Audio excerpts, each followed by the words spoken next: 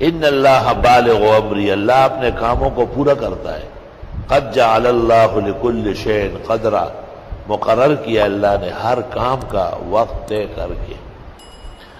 یہ جو آیت ہے وَمَن يَتَّقِ اللَّهَ يَجْعَل لَّهُ مَخْرَجًا وَيَرْزُقْهُ مِنْ حَيْثُ لَا يَحْتَسِبُ وَمَن يَتَوَكَّلْ عَلَى اللَّهِ فَهُوَ حَسْبُهُ إِنَّ اللَّهَ بَالِغُ أَمْرِهِ قَدْ جَعَلَ اللَّهُ لِكُلِّ شَيْءٍ قَدْرًا۔ یہ آیت کریمہ اکسیر ہے رشتے ناطے کے لیے عشاء کے بعد 7 ہفتے تک 75 مرتبہ رات کو عشاء کے بعد پڑھی جاتی ہے۔ شروع میں الحمدللہ آیت الکرسی اور اخیر میں درود ابراہیم۔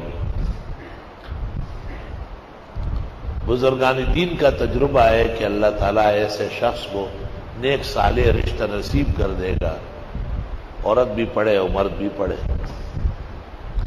اکثر بزرگان دین وَمَن يَتَّقِ اللَّهَ يَجْعَل لَّهُ مَخْرَجًا وَيَرْزُقْهُ مِنْ حَيْثُ لَا يَحْتَسِبُ وَمَن يَتَوَكَّلْ عَلَى اللَّهِ فَهُوَ حَسْبُهُ یا تک پڑھتے ہیں۔